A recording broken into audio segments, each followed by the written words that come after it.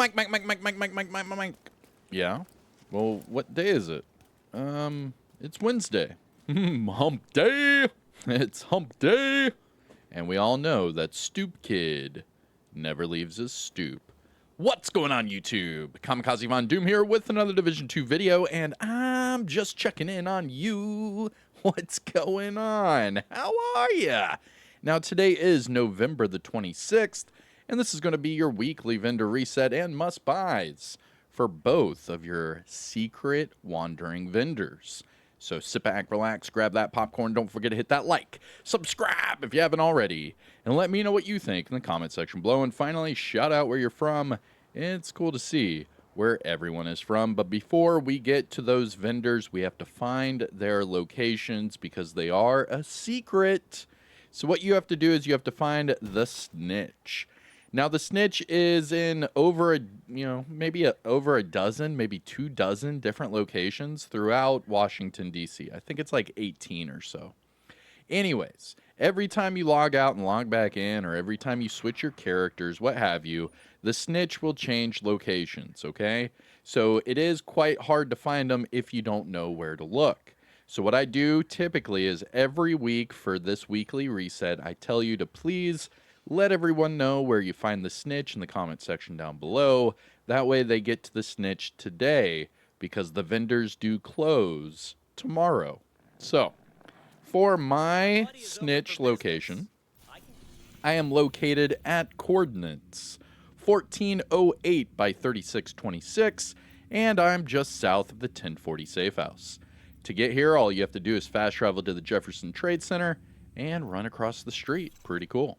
Now, when you accept this bounty, it will match your open world difficulty setting. So because I'm on heroic, you will see that I get another heroic bounty. Just go to the details and click abort bounty. That way you can keep it for later. And then you can see I just added it to my long list. Anywho, after you do that, you will then see it says, gun runner location revealed. But that's actually for Cassie Mendoza and Danny Weaver.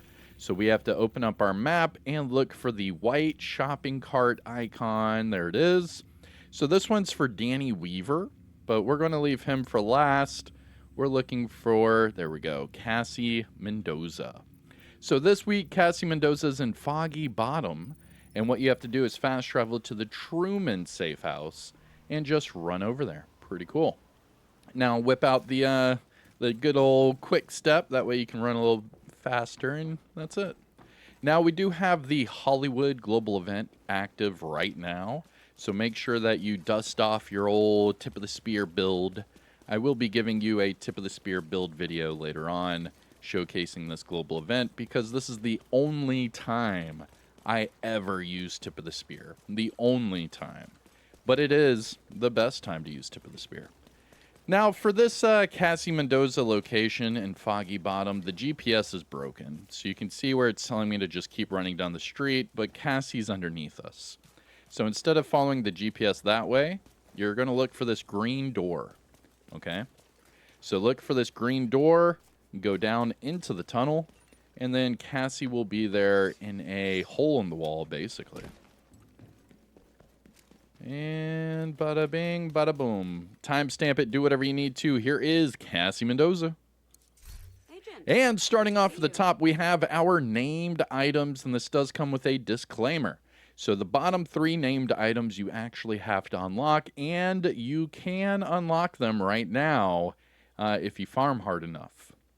So what do I mean by this?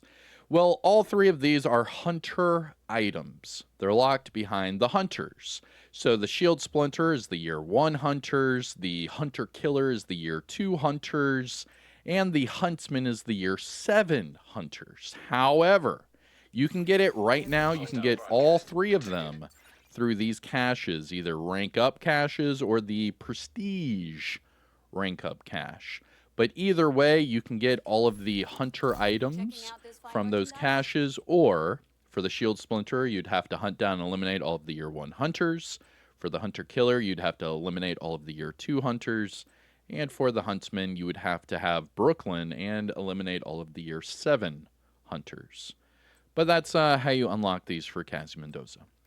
Now, starting off at the top, we have the Baker's Dozen. This is the named classic M1A, and it has perfect lucky shot and crit chance.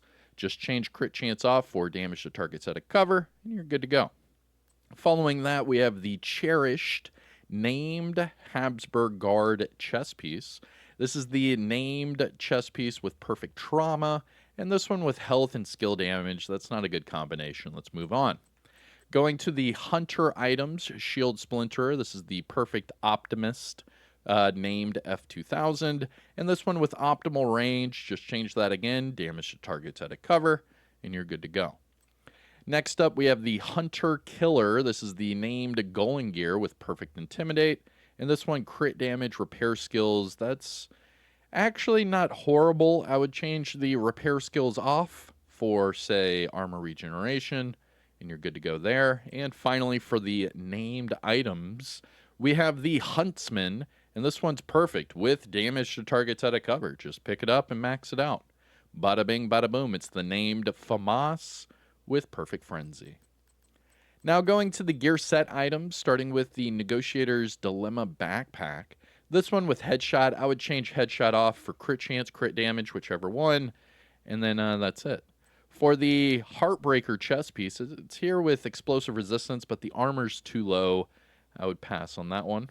Next up, we have Breaking Point Gloves. This one with high weapon damage, so that means you could change the skill damage off for whatever it is you want, and you're good to go. I would go for Headshot.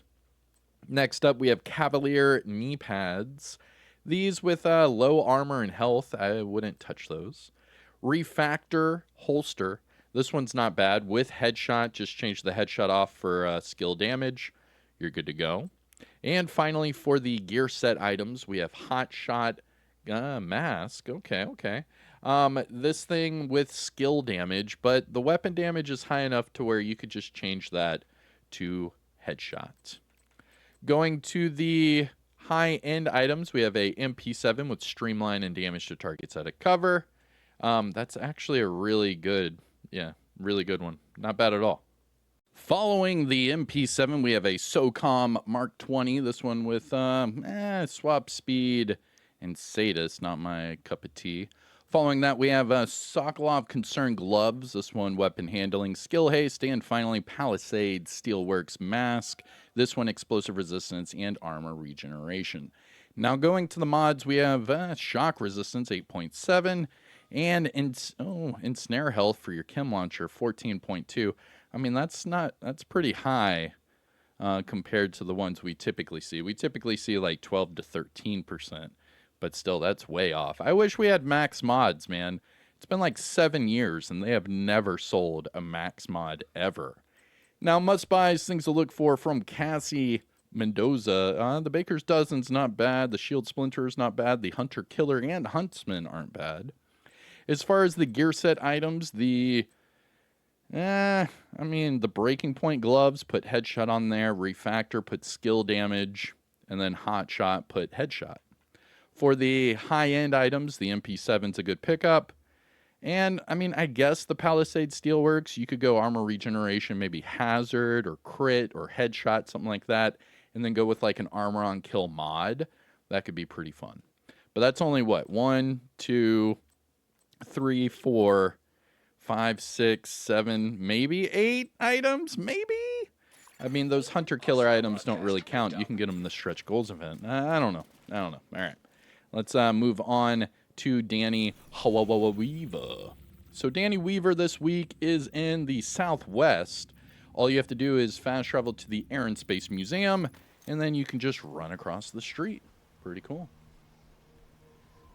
And let's see what we got here. All right, Air and Space Museum. Run! Run.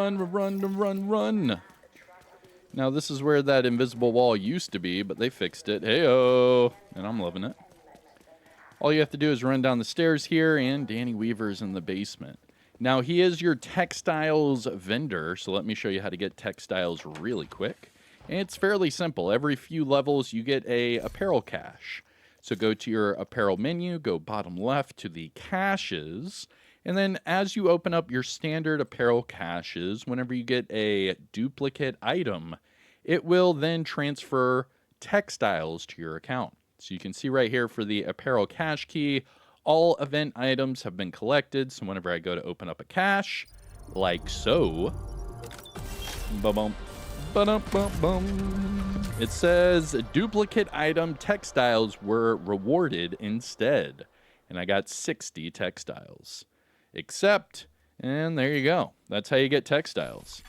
Now, jumping over here, this is Danny Weaver. Timestamp it, do whatever you need to, but here is your textiles vendor. And this week, you have 2 exotics, 1 field proficiency, and 2 optimization. This is a pretty weak vendor reset for him, but it is 2 exotics.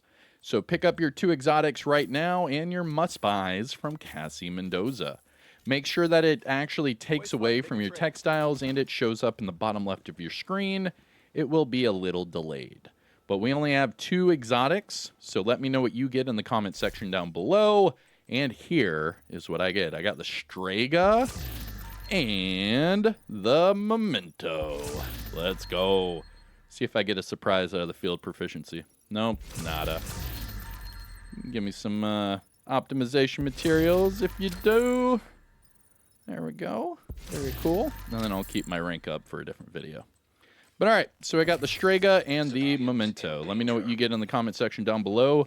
But that is your weekly vendor reset and must-buys for both of your secret wandering vendors, being Cassie Mendoza and Danny Weaver. I'm Kamikazevondoom. Take care of yourself. Enjoy the rest of your day. And I'll see you in the next one, all right? Hey, peace out.